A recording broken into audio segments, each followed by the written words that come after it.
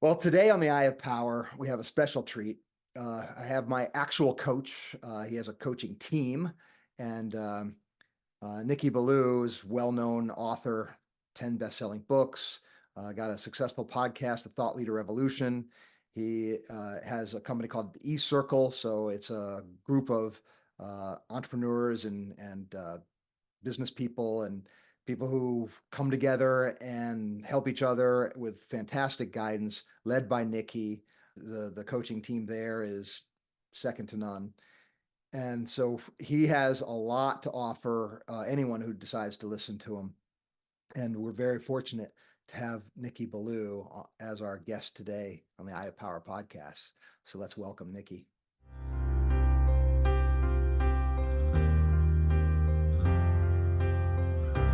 Welcome to the Eye of Power podcast. I'm your host, Tom Dardick. But this podcast is not about me. It's about you and your power. It's time to claim yours.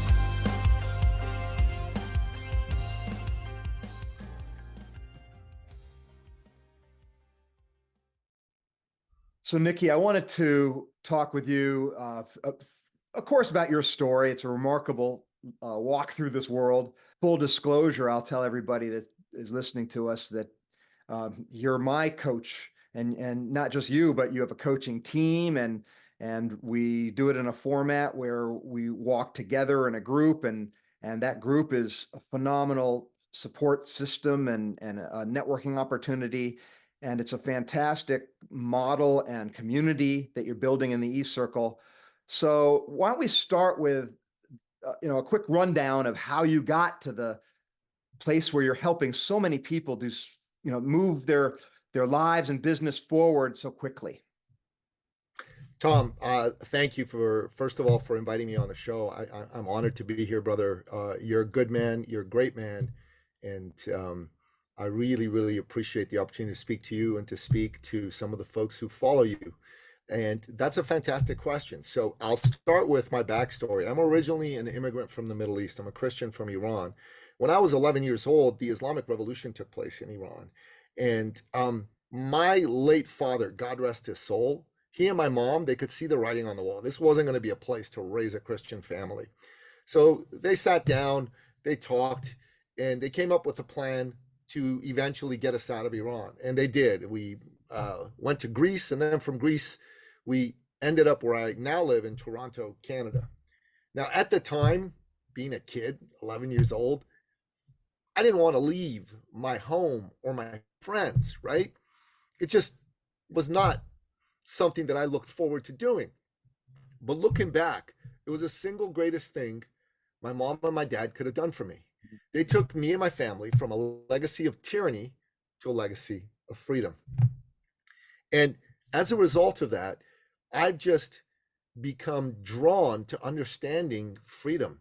I mean, intuitively, like every human being, I understand it. I mean, I think inside every human breast beats the living heart of freedom. We all want to have the opportunity to create a life of our own choosing, to march to the tune of our own drummer. But I took a very deep dive into it, and I just became so grateful that we get to live in the free West. And one of the things I just want to say to all your listeners is don't take this for granted. You know, Ronald Reagan once said that freedom is never more than one generation away from extinction. I would say that right now it's even closer than that. There's forces and powers that are trying to take those freedoms away from us. And so it's important for those of us who value what we have here to stand up for it, to basically not allow the forces of darkness, the forces of the enemy, to take that away from us. Because people like me, we got to flee tyranny and come here. But if we lose freedom here, if we lose freedom in the United States especially, where's everyone going to go to? There's only going to be 1,000 years of darkness. And let's not have that. That happened in the Dark Ages. Let's get rid of that. Let's never have that happen again. You know, and that's what I want to say. And my late father, he was an advocate for freedom. He was an entrepreneur. He was somebody that would always come and tell me, son, life is not about money. Life is not about how much you can acquire for yourself. Life is about people. And I just go, okay, Dad, I'm like a kid, right? And then he'd come to me and say, son, even business is not about money.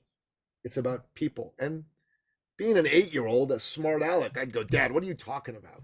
Come on, of course business is about money. Without money, there can be no business. And I was a smart aleck kid thinking he put one over his dad. And my dad came to me and said, son, that's true. You're right. But without people, there'd be no need for money. Because what is business? Imagine a Venn diagram. One circle says people, the other one says problems, and the third one says profit. And where the three of them intersect, that's the purpose. The purpose of business is to solve acute problems for amazing people at an awesome profit. You know, that's what business is. And a lot of people that go into business, they don't understand this. They think that, you know, business is something else. And when you start to understand that business is about people, and your job is to find the group of people that have a series of problems that are within your purview of skill set to solve, then you're going to have a wonderful business. Your business is going to thrive. You're going to love it because you're going to get to be interacting with good people, and you're going to be doing what you were meant to do. I mean, dang, man, that is some awesome, impressive stuff. And Well, if I can just interrupt right there, sure, because that is an answer to part of my question where I was asking you how you get people to move forward in their business and move forward in their life. And what you just pointed to, Nikki, is one of them where you're letting them see what's real and true behind all the assumptions underneath. Look, you're actually serving people in a way that's a win-win, and you're helping connect them in ways that they might not be quite looking clearly at it. And just that little bit of it, sometimes just the slight adjustments can make huge differences in output. brilliantly put, my brother. Brilliantly put. And the thing is, my father's influence on me has been so profound because he's a man who, if you knew him, Tom, you would just go, wow. I'm sure. He would, if you were in his circle of friends and you were looking for work and he found out, he would call you over to come to his office. He would say, have a seat. He'd pick up the phone and he'd call all his business owner buddies and he'd say, hey, this is my friend Tom. He's looking for work. This is a skill set. You have a job for him. And he'd just call guys until somebody said, yeah. And if they were like, oh, I don't know. I mean, this, he said, listen, man, no. Like, this is my friend.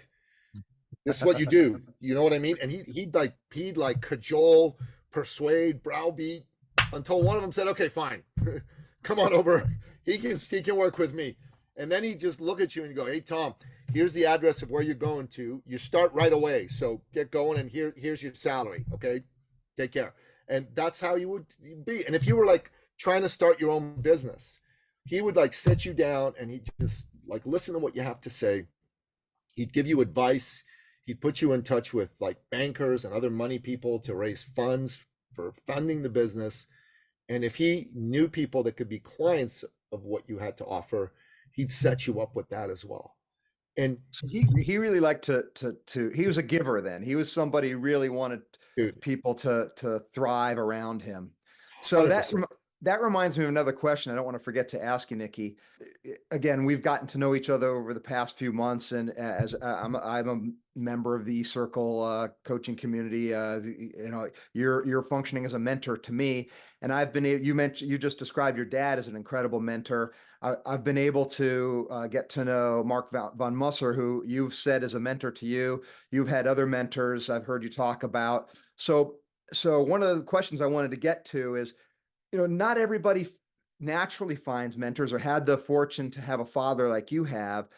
And I've been in the position for a lot of my life where I feel like I had sort of a paucity of mentors and I would look for a mentor. So I want you to sort of vamp on the importance, the role, the how somebody might connect with, you know, mentors, and not try to do it themselves, but really learn to lean on somebody who's already been there. What's your view on that?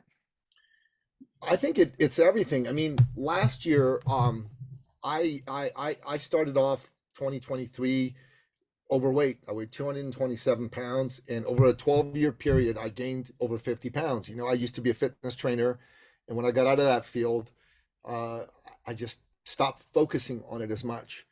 And every year I told myself I'm going to get in shape, and I didn't. I got a little heavier, a little fatter, until finally I said, screw this, I'm hiring somebody. And I hired a guy, and within 6 months I dropped 58 pounds. You know, I went from fat to fit, and only because I hired somebody. And if you want to win in life, there's three qualities that you absolutely have to embrace and embody. One is you got to be decisive and committed. You got to go, I want to grow my business. I'm in it. Not, I'm going to try it. No, I'm in it. And you got to commit that you will do what it takes. You got to be willing to be bad at sales before you can be average at sales, before you can be good at sales, before you can be great at sales, that sort of thing. And then you've got to be coachable, and you've got to have a coach or a mentor. It's super, super important. What's the most important asset in any entrepreneur's business? Themselves. You, Tom Dardick, you are the most important asset in your business. If you're not constantly investing in yourself, constantly investing in getting better, bro, what's going to happen? Man, the most important asset in your business is going to rust away. That's not good. You've got to have somebody who can teach you how to be good at this. You've got, like you, Tom, you've got mad skills at coming up with concepts to help people solve problems. I mean, you develop models very, very easily, very powerfully. You're really good at that. The areas where I saw when I met you that you needed some guidance in is narrowing your focus, narrowing your message, right? And making sure that it hit people's problem. You definitely needed help with that. You've gotten better at that. You can still continue to improve there. And you needed to become a masterful enroller, like a masterful. You had to put whatever fear you had around having a conversation where you ask for business completely to the side. And we all have that fear. I've had that fear. You've had that fear. Everybody does. But you got to be around a group of people that show you how to do that, right? You've done that. You've embraced that. Since we started working together, you've signed up some new clients. This is a good thing. We're happy with this, right? Go, Tom. Sign up more clients. Want you to do even more. You know, we worked together for the 90 days. I'm hopeful that we'll get to continue to work together because I want to see you become successful and sign up more clients. And I want that for you. And if you invest in yourself, the brilliance of that is there's going to be a point where within yourself, you're going to go, you know what? I've embodied this to the extent that I can start helping other people who are weak at what I used to be weak at, and I can help them become stronger just by my example. Like, that's why in the group, you see me, I'm like a bear when someone does it, when I go, share it, damn it, share it, make sure other people see this, because there's someone in the group who's having a bad day. There's someone in the group who's not happy with their business, their life. Maybe their wife left them, maybe their husband left them, who the heck knows? And reading something positive that happened to you could be the one good thing that happened that day for them. It could be the one thing that turns the frown into a smile. Yeah. And that's so important, Tom. It's so important. And if you don't have mentors to teach you where you're weak, where you can be strong, you're out of luck. And think about this, what you do for the corporations that you have worked with, right? You work with these folks to help them with their culture. Now, these people are really good at what they do inside their business, but do they understand culture? No offense, but most of them really don't. Their culture kind of sucks. I mean, sucks is a technical term, of course. The right? baseline is a relatively low bar. Let's put it that way. Right. Let's put it like that. And when they come and they meet with you, you open their eyes to what's possible. And then when you teach them a few simple things to do, you can take a CEO, a COO, or another chief people officer, and you can go, oh my God, I'm taking these people from like tragic in their ability to foster a beautiful culture to magic. And don't you feel good when you do that? Don't you feel good when you see that person have confidence and feel better about themselves, and the ripple effects in a positive way on tens, hundreds, thousands of other human beings? That's what it's all about. Without mentorship, you cannot even get past your own fear and limiting belief sometimes. And that fear and limiting belief is what crushes people. Even the great Elon Musk, he is a business guru. He doesn't need anybody's help to come up with brilliant ideas that change the world. But Elon Musk has a 16-year-old son who decided that he's no longer a son and he's now a girl. And this 16-year-old has gone full Marxist on the richest capitalist in history. And it's breaking his heart. He needs a mentor. Even Elon Musk needs a mentor on how to fucking reach his son and not lose that relationship, because the way he's doing it sucks. The bar for him as a dad is low. He sucks at it. He's not good at it. And he can give whatever excuse in the world that he wants to give on why that is. Well, look, I'm saving the world. Yeah, that's all bullshit. The truth of the matter is, you suck as a parent, you suck as a dad, you need a mentor, and you have a choice. You can either say, well, I'm the richest man in the world and I don't need to do this, and let your ego get in the way and never have a relationship with your son again, or you can humble yourself and find somebody who knows this better than you and have a relationship with your son again. Wow, I was not aware of that aspect of Musk. Holy smokes, that's, and you think about it, you it doesn't matter whether you're billionaire, millionaire, or something far less than that. At the end of life, when you're looking back, what do people care about? They'd trade their billions, millions, they trade everything material for their health, for a great relationship with the people they love. Those are the treasures of life. And if you miss there, nothing else makes up for it. Absolutely, brother. Yeah. Absolutely. 1000%. And then finally, man, to become successful, you got to get resourceful. Yeah. You've got to be willing to come up with the money to invest in yourself, the time to make sure that investment pays off, and the energy to push through the inertia of where you are right now and to get to where you want to go. I read that as, don't let the convenient and the minor get in way of the important major, and maybe it's not so convenient, but what are you going to let control your life, right? Don't major in minor things, brother. That's it. You hit a few things, a few themes in your advice there, Nicky, that I want to explore a little further.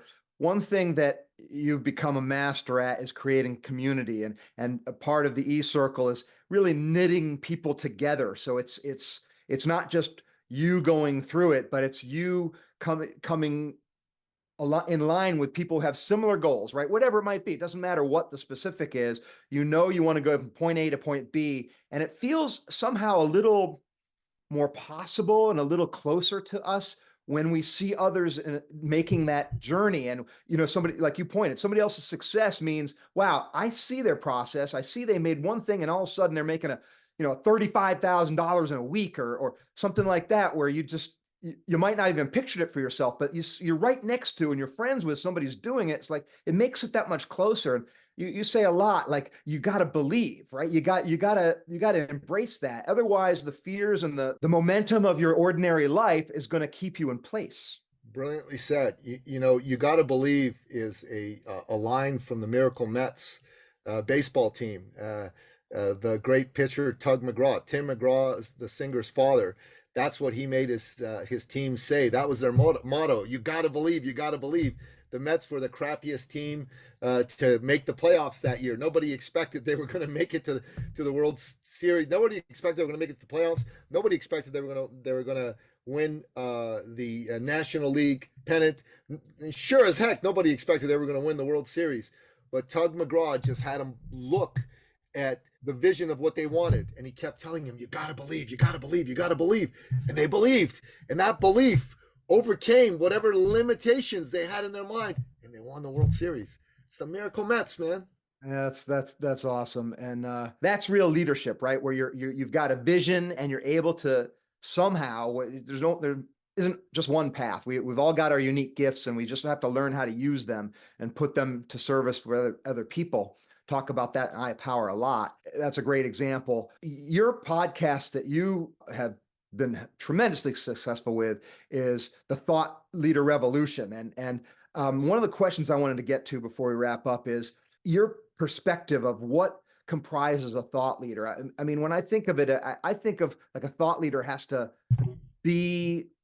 have some sort of new or breakthrough sort of idea. And I don't think that's a fully describes your vision of what a thought leader is. So I wanted to get your take on how people position themselves in that space. Well, I'm glad you asked that question. And honestly, Tom, I'm going to give you a short answer to that, because that topic could be a whole 1 hour podcast by itself. Because Sure. it is a rich topic, and to properly delve it, we need a lot more time. But let me give you the short answer. There's commercial thought leadership is about you taking what you have learned through a lifetime of living. Okay, you, Tom Dardick, were born and have gone through highs and lows, adversities and triumphs, and every single one of those has indelibly imprinted itself on your soul and has taught you something. The process of thought leadership, as we teach it, as we follow it, is to help you, Tom Dardick, not just go in and say, hey, I am the developer of the I Power model and that's it, that makes me a thought leader. But no, I want to walk you through a process where you actually go back into your life and you look at those times. You look at those times, the adversities and the triumphs, and you look what happened, what you made it mean, and what it actually was about, and you take that and you take lessons from it. Okay? You take lessons from those, and you take those lessons and you put them into buckets or folders of expertise. So I'll speak for myself. I went through leaving Iran as a young boy, and for me, powerful lessons came out of that. It's important to embrace change, right? So I'm somebody who, I'm a change agent. I'm a man who embraces change, growth, learning the new. So how's this relevant and important? Well, because I'm in the field of helping entrepreneurs and coaches do something similar for themselves, having gone through this type of experience allows me to come up with new modules, new methods of teaching people how to do this, but it also allows me to teach you, Tom Dardick, how to take what you already know but apply it in a different way so that you can benefit from it more. You know what I mean? So I'm a flexible, creative change agent type. So if you were to ask me, like, okay, Nicky, what would you call that area of thought leadership? And I would have it be creative / transformational. Okay. You know what I mean? That would be an area. So if you ask me, Nicky, well, what's your expertise? Is it that you write books and do podcasts? No, my expertise is that I am brilliant at showing people how to tap into their creativity and how to create transformational change for themselves. That's number one. Number two is, I've gone through a situation where I've had to leave Iran, move to Greece, move to Canada. I've lived in the United States as well. I've lived in many, many, many different cultures. So this experience, well, what has it taught me? Well, it's taught me adaptability. It's also taught me persuasion. One of the things I need to do is be persuasive in being able to establish connections and relationships. And Tom, I think you would probably agree, having known me for the time that you've known me, that I know a thing or two about how to be persuasive and how to teach people how to be persuasive, right? And that's the sort of thing, like, if you were, for example, to be inside of our thought leader work, I'd make you dive deep into that for, not for 10 minutes like we're doing right now, but for days, weeks, months, until all of this richly is out of you. And then from this, we can develop your thought leadership, and we can take models like you've created with the Eye of Power, and we can tweak it to make it more precise, more relevance to the people that you're going after. And that's the brilliance of thought leadership. One of the folks that I learned from is a fellow named Matt Church, and he says, the best way to understand commercial thought leadership is by drawing a distinction between that and being an expert. So he says an expert is someone who knows something. The biggest problem is you're probably invisible. Most invisible, nobody knows who they are. Okay. But if you're a thought leader, Matt says that a thought leader is someone who's known for knowing something. I say that means you're professionally famous for what you know. And the way that I approach it, and I think so does Matt, is we're looking for people with original thought leadership, not somebody who just borrowed somebody else's stuff and calls it their own, right? Another fellow that I had on my podcast is David Meerman Scott. David is a advisor to Anthony Robbins. He speaks at Tony's business mastery events. So David says, well, the way I look at thought leadership is I also draw a distinction between experts and thought leadership. And I say an expert is like a cover band, while a thought leader is someone who creates and plays original music. If That's you a think good about analogy. it, it's a really good analogy, right? And Yeah. I told him I'm going to steal that. I'm going to R&D it, rip off and duplicate. He said, "You have my full permission, brother. Just give me credit." And I said, "You got it." But You did. if you think about it, that's powerful. And so when I've looked at developing thought leadership, right, one of the things I developed, and you participated in that program, is a theory and practice around podcast guesting. Many people that go on podcasts because they want more visibility, they want more exposure, and podcasts are excellent for doing that. But very few people look at podcasts as a direct vehicle for generating sales. I do. I had Mark helped me. Mark was like Bill Belichick. I was like Tom Brady, right? He's calling the plays and I'm executing them there. And after having been on 100 podcasts, I figured out what needed to happen for me to be able to go on a show and reliably create business opportunities to sell, opportunities to create collaborations, joint ventures, etc. It is the first step in doing that. This is original thought leadership to Nicky Billou. Is the first step is my intention. My intention when I go on a podcast is I'm going to find a way to generate business.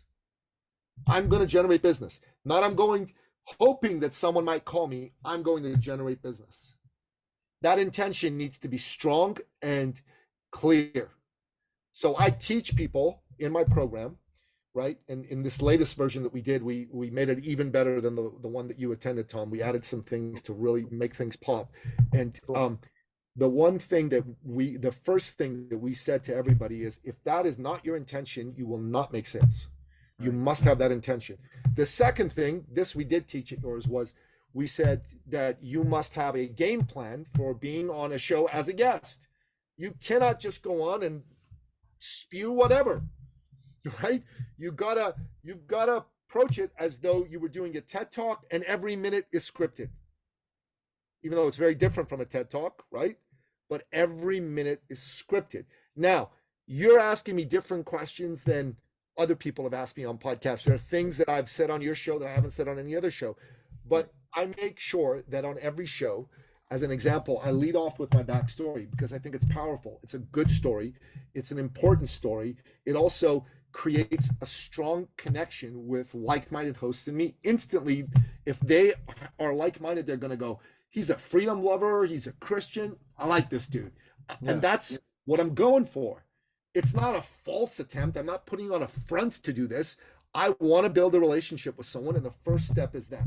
And then within the body of the conversation, depending on what questions get asked, I have 3 to 5 points I want to make on every show. Now, I've got about 10 points that I've outlined and I'm ready to talk about. But on the average show, there's 3 to 5 points I want to make, plus some case studies / stories. Okay. Now, you think about that. I teach this, right? And then there's other things that I do, which I won't get into right now. If you want to find out about those, sign up for the next Get Booked and Get Paid. That's the way you find out about all of it, right? You whet your appetite. You got a free sample, but if you want to eat the whole steak, come on down, right? That's right. That's how it is. We'll have links. We'll have links for that. I appreciate that. I appreciate that. But the truth of the matter is this, that nobody's done this. When I created this and I go, okay, the way that I've done this program right now, I'm a thought leader in it, yet I'm also an expert in it, because I'm a thought leader because nobody's done this, and this is good stuff, and it's getting better all the time. But I'm an expert because I'm not as well known about this as I want or need to be. Gotcha. So what am I doing around that? Well, first of all, I'm going on lots of shows. Like I'm coming on your show. I'm going to be going on another show a little later on today at about 4:30 Eastern, and I am determined to go back on all the shows that I've been on in the past and say, hey guys, listen, I have a whole new topic, and I have been bringing this on shows, and it is all around how to use podcast guesting in order to get booked and get paid. And Podmatch is checked out my material on this. They like it. They approve. Would you like me to come on your show and do an episode specifically about podcast guesting? And I got a feeling I'm going to get 50 to 100 of those folks that are going to say, yeah, come on back. And boom. So I've been on 600 plus shows. About 1.8 million people have seen me on these shows. So that alone has taken me from, being an expert on thought leadership to being a thought leader on thought leadership. Because a lot of people know me for that. But now I want to develop my thought leadership in this arena as well. And this is what I think people need to understand is whatever your area of genius is, you want to find a way to like fully flush it out and then get it out there. Both of those have to happen. This is a fantastic case study. Your business is a great case study in the power of mentorship, partnership, of being confident enough in your story to recognize the unique value you have in the world, and at the same time humble enough to realize you don't have all the answers. People are headed in these directions, and you can hitch onto their wagons and get further faster. And you're a great example of a combination of those two things, where you speak authoritatively and you're open to listening to somebody else and learn. And like you said, you got a great program, and you said it's getting better every day. Why? Because you're open to making it better every day. That's why. So I'm very inspired by that, and I got to say I am super happy to be part of the E-Circle. I think anybody who wants to accelerate their process, their growth process, if they want to build their business, the program that I signed up for was 90K in 90 days. And, hey, truth be told, not everybody does it because they're not believing in themselves. It's still up to us. No matter, you could be hooked up to the most amazing person in the world, and if you're not going to take their advice and do it and take the actions, you're just going to sit there. So you still have to be the person to take. No one's going to do your life for you. You're the one who has to do it. But when you get around people that can breathe some love into you and get your feet moving and get around the energy that is vibrating in the right frequencies, and you can start to see the sun past the clouds, and you can start seeing yourself flying, and you're working on visualizing that, and you're getting your attitude around being grateful and taking inventory for what you do have rather than worrying about the things that are in your way.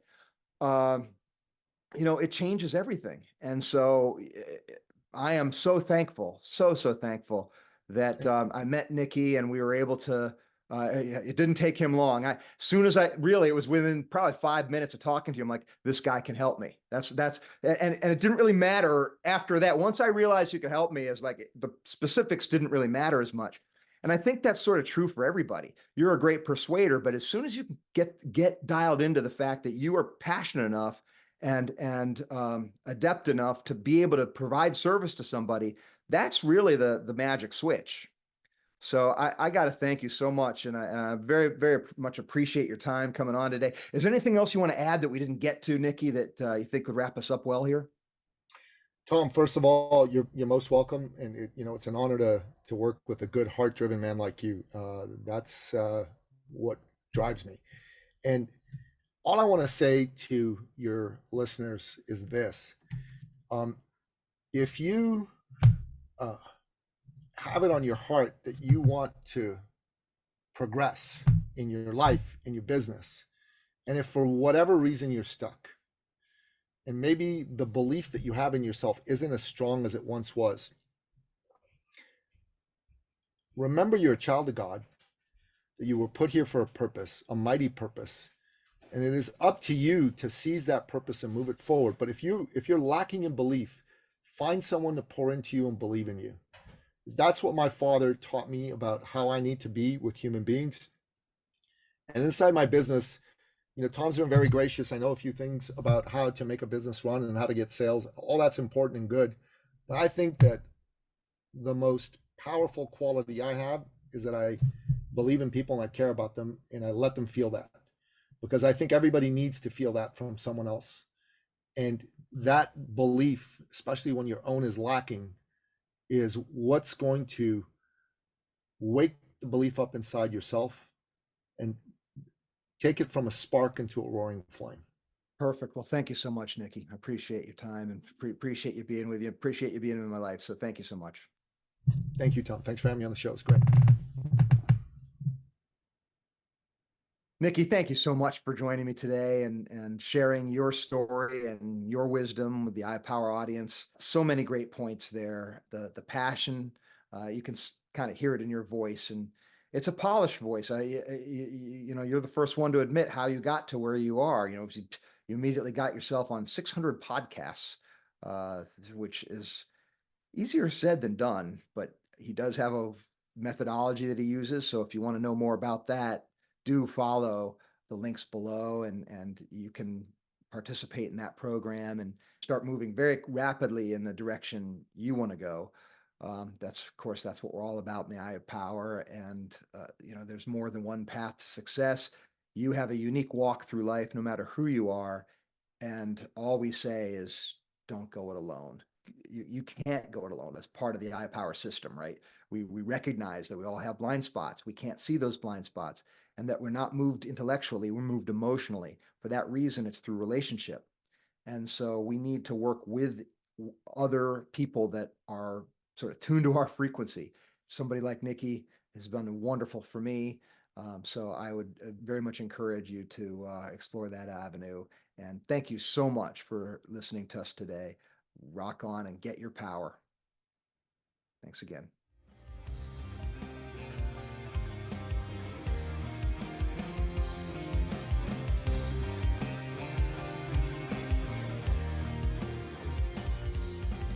This has been the Eye of Power podcast with Tom Dardick. I'd like to thank you for listening.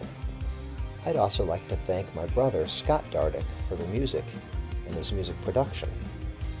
If you'd like to reach me, simply email Tom at dardickcommunications.com.